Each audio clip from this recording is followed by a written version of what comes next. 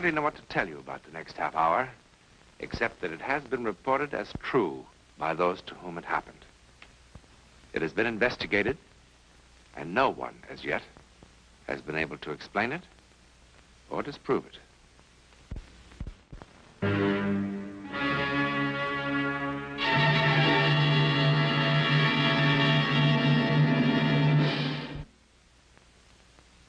Stern, Harold, age 53, died April 14th, no known next of kin. Who could explain the inexplicable events in the life of Harold Stern? Certainly what happened to him and to those involved with him has never happened before. And certainly it will never happen again.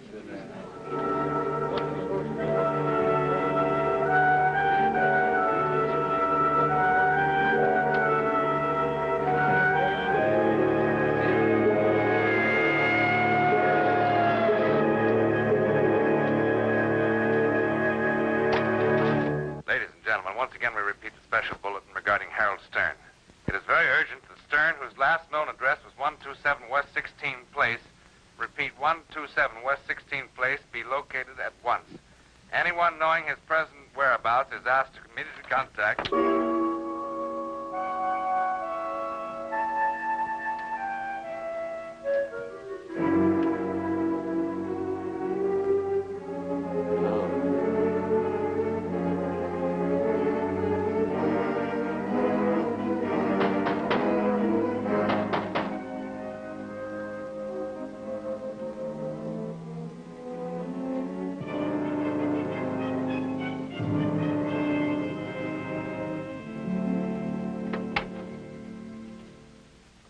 What a merry chase you led us. I beg your pardon? We've been tearing the city down looking for you, Mr. Stern. Afraid you made a mistake. My name is Jordan. Frank Jordan. That's the name of the mailbox. No mistake, Mr. Stern. I'm Lieutenant Barry. Dyed your hair, comb it differently, but the description still fits. Why did you do that, Mr. Stern? I tell you, you made a mistake. I don't understand this. I don't understand you. I think you were public enemy number one. I'm telling you, you made a mistake. All right, now cut it out, will you? Give me the lab. We traced you through some tax accounts you used to work for. Manager said you had pledged him to secrecy. But in a case like this, this Lieutenant Barry, we finally located Harold Stern. Yeah, we'll have him over to the hospital in 15 minutes. You will not. All right, get your coat, Mr. Stern. Pretty chilly outside. You can't tell me what to do. You can't treat me as if I was a criminal or something. Get out of my house. No. Wait a minute. I'm sorry. I guess I did barge in on you kind of impolitely, but this girl in the hospital is unconscious. She's liable to die any minute unless she gets a transfusion. You have a pretty rare type of blood, Mr. Stern. The hospital told me you're the only known donor in this whole area. There has to be others. Instead of wasting your time here with me, why don't you go out and find some other blood donor? No time. You're going to have to find somebody else. Didn't you understand me? The girl is dying. I'm sorry, but... She's just a working kid, but if it's money, I guess she can... Oh, it's not money. I never took money. Then what is it? I don't have to explain. Look, it's nothing to give blood. Thousands of people do it every day without any trouble. It isn't that. Then look at this card. Now, look at all the dates. In the last 15 years, you must have given blood, what, 25 times? 31 times. Well, then you know there's nothing to it. Is there anything on that card about my giving blood the past 3 years? That's when you dropped out of sight, isn't it? I don't want to talk about it. Changed your name, moved clear across town, warned your friends not to tell anybody? Now, look, Lieutenant, I've got a lot of tax work to complete tonight. Instead of wasting my time and yours, why don't you go out and find another blood donor?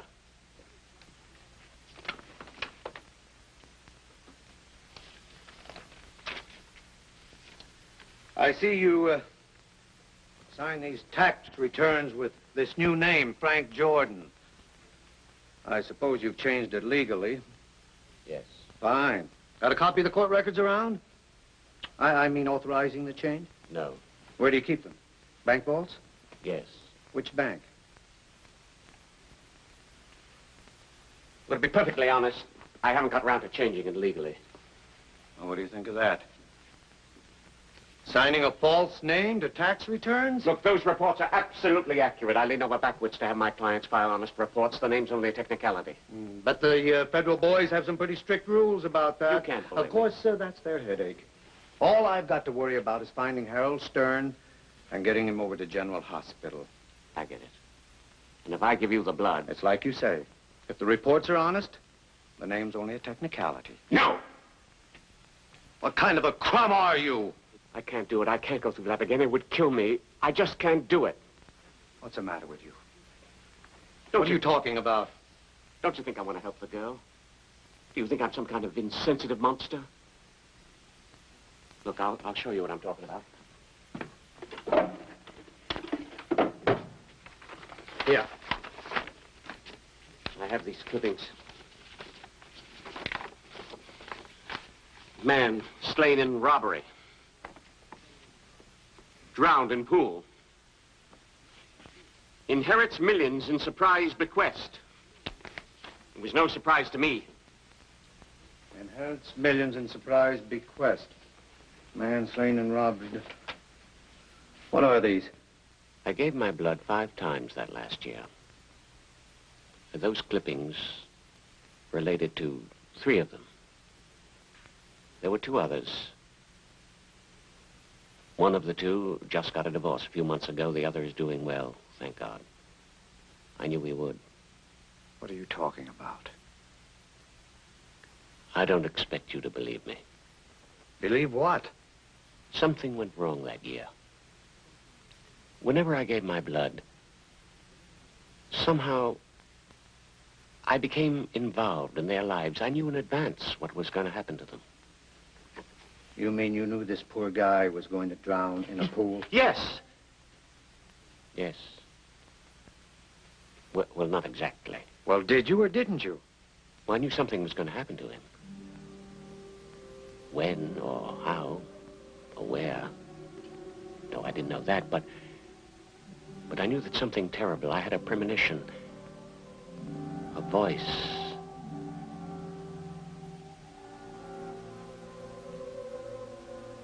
I don't care whether you believe me or not. I don't care about anything but your blood.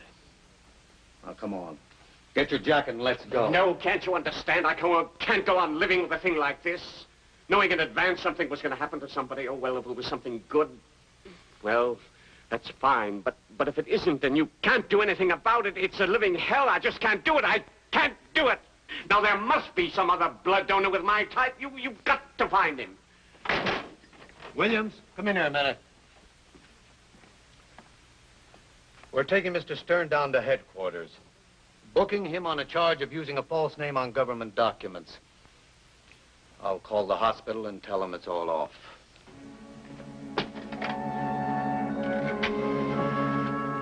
Give me General Hospital.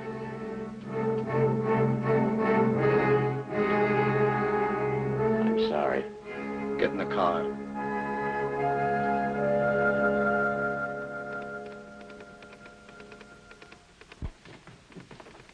Oh, Mr. Wazinski, I'm Lieutenant Barrett. Yeah, he drove me right over. Is this the man? Yes. This is the girl's father.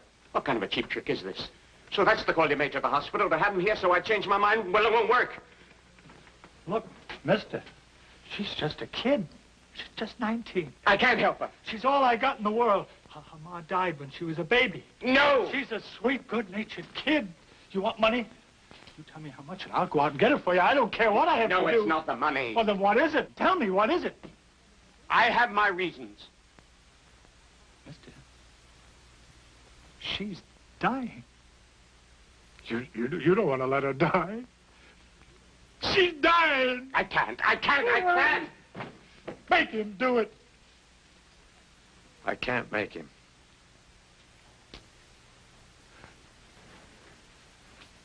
You're just gonna let her die.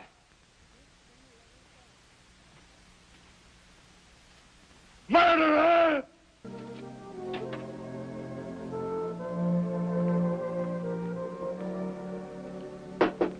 Mr. Stern? Yes? Well, I just came by to thank you. For what? Nothing. Just my life. I'm the girl who was in the hospital. Oh. I'm surprised to see you up and about so quickly. Quickly, almost a month, a whole month in that creep joint. How'd you find me? The people in the lab. Well, they shouldn't have given you my name. There were no thanks necessary. Oh, modest. That's cute. Well, at least there's one thing that's rare about me, huh? My blood type. I am happy to see you up and about, miss. Lynn. Marta Lynn. Marta without the H. You busy? No. Won't you come in and have some coffee? I was just having some. I guess I could use some.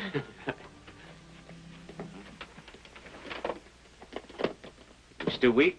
Oh, I'll live. Is your father taking care of you? Oh, you got quite a sense of humor. I beg your pardon? As soon as my old man found out I was going to live, zoom, off he went somewhere to celebrate. That's the last I saw of him.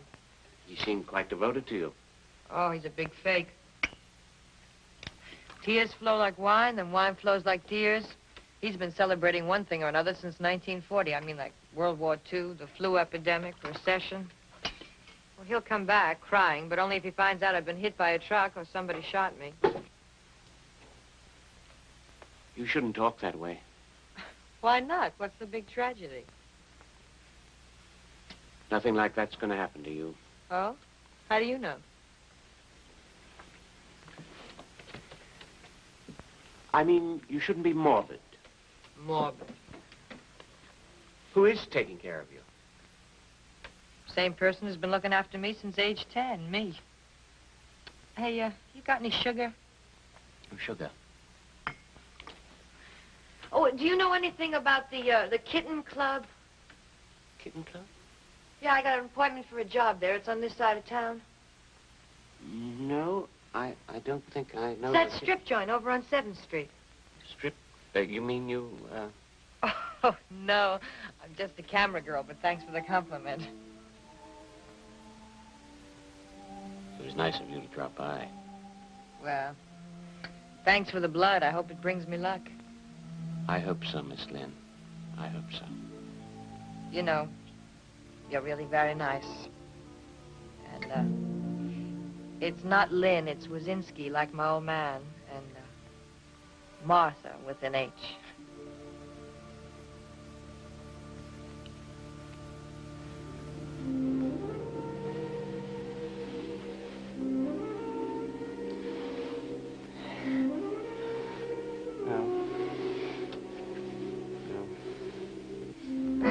No. No, please, God, no.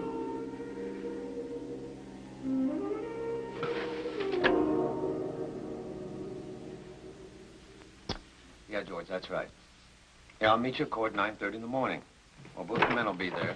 Where's the girl? Sure, just a second, George. Where's the girl, Lieutenant? What girl? Well, I don't know. She's still in the hospital, I guess. No, she's not there. She left a week ago. Where does she live? George, hold on a second. Look, Mr. Stern, are you all right? Something's going to happen, Lieutenant. George, I'll call you back in the morning, yeah.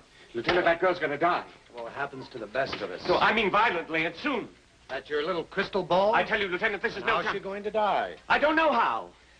Mr. Stern, maybe you ought to see a doctor. Please, where does she live?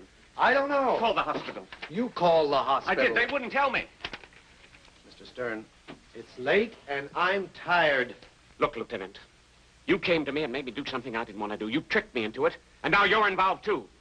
All right. If you want to play crystal gazer, fortune teller, get me General Hospital. Take it easy. Relax.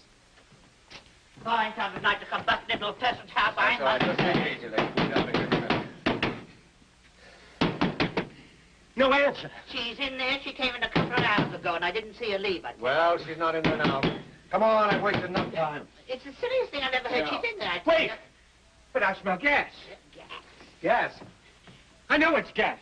Got your pass key? Downstairs. Well, get it. Go back to bed. It is gas.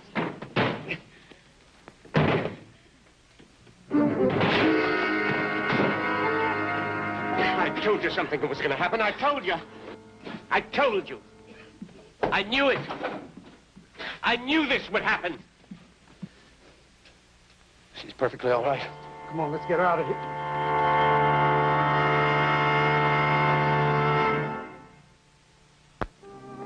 You look at that door, the landlady will absolutely kill me. Oh. What'd I tell you? She wants to see me first thing in the morning, it's the old heave-ho. You know, I wish you'd do me a favor and stop saving my life. You mustn't talk that way. Well, why can't you find yourself another hobby? Why don't you take up stamp collecting? You want a cup of coffee? Don't you think it's too late? Oh, it's too late for a lot of things. That dumb lieutenant with all his funny questions. It was an accident. It was, of course. Oh, don't say of course like that. If I was going to kill myself, I wouldn't do it with a lot of smelly gas. Besides, I'm always having accidents. A couple of nights ago, I fell asleep with a cigarette in my mouth, burned a hole in the blanket. Oh, wait till Mr. Summers sees that. You must be more careful. Why? Couldn't the world struggle along without me? I mean, if it really tried. What made you stop by tonight, anyhow? Want to see how you were. No change. Still lousy. Did you get that job as a camera girl? No. Don't you read the papers? Some more of the famous Wazinski luck. That very night, some hold-up guys shot up the place. Now they're closed down for repairs. Well, you shouldn't try to get a job in a place where there's so much danger. Danger? You shouldn't. You really shouldn't. You shouldn't. Look, Mr. Stern, you just gave me some blood. You didn't adopt me. I'm sorry. Oh, I'm sorry, too. It's just that I'm not used to having somebody worry about me. It makes me nervous. I've got an idea. What? I'm a tax accountant, you know. So? Can you type? I'm hardly the secretarial type. Well, really, it doesn't matter very much. I mean, if you can print carefully with pen and ink. You offering me a job? Yes. Why? Well, I feel a sort of responsibility for you. Why? Just do. You really mean that, don't you? Yes. For crying out loud. Look, it would be easy. You could move into my house, and then we would... Oh. Oh, no. No, but Please don't misunderstand me. You see, it's not a very big house. But there's plenty of room. I could sleep in the attic or even get a room next door. I just thought it would be easier. Will you do it? I'd very much like to help you. Well, I sure don't have any better offers, and it'd be a pleasure to get out of this dump. Thank you, Miss Lynn. Wazinski. Wazinski. I thought guys like you went out of style a couple of centuries ago.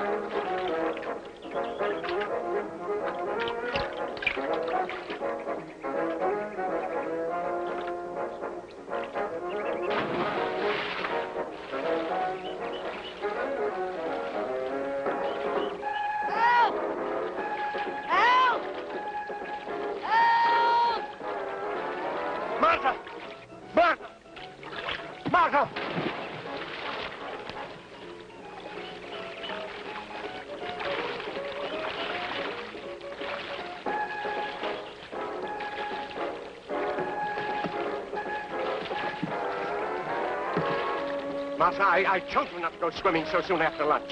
Well, you asked me not to do so many things. I lost track. Besides, I was only kidding. I fooled him, too. Oh, your friend looked a little upset. I thought I'd make like a hero. Why should I be upset? Thank you very much, young man. For what? Big laugh. I swim 10 times better than he does. Oh, yeah? Prove it. Please don't go in. You might get a cramp. Go under. This don't do that routine is beginning to bug me. Now, will you let go? Martha, please don't go in. I'm getting a little bored with being treated like a 6-year-old child, Mr. Stern. Martha! Martha!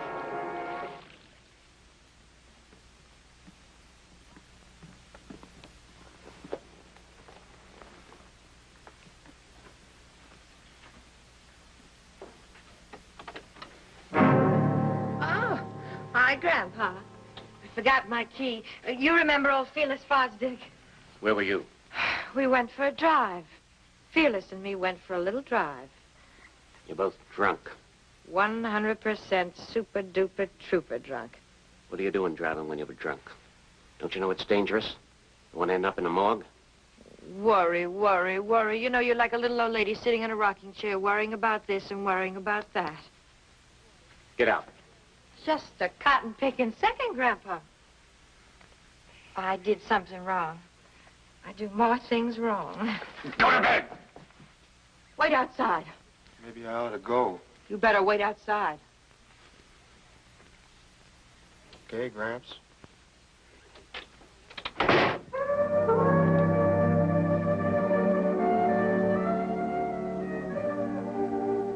What's the matter with you? Always going out of your way to put yourself in danger? What big teeth you have, Grandpa.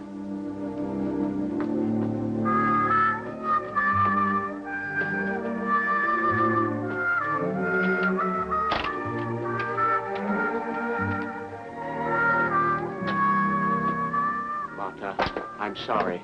Did you believe it? At first I got a bang out of this kindergarten routine. Martha, if you'd only listened to me, perhaps I could explain what I'm Oh, Mr. Stern. All right. I'll show you.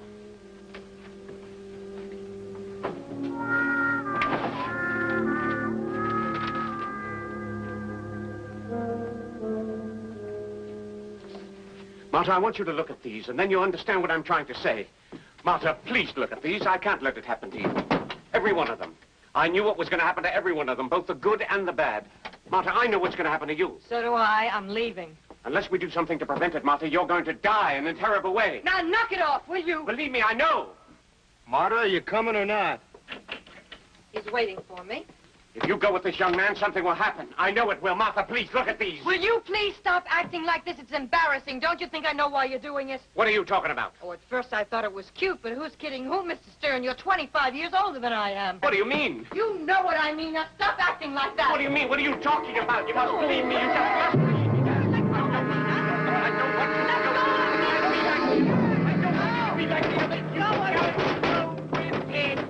Martha died, violently, fulfilling Harold Stern's prophecy, though certainly not as he had expected.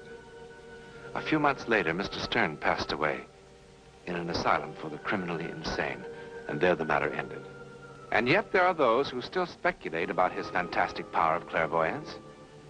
The woman who unexpectedly inherited a great fortune, the man who drowned, or his intuition that took him to Martha's room before the gas could kill her. Explain it we cannot. We can only wonder.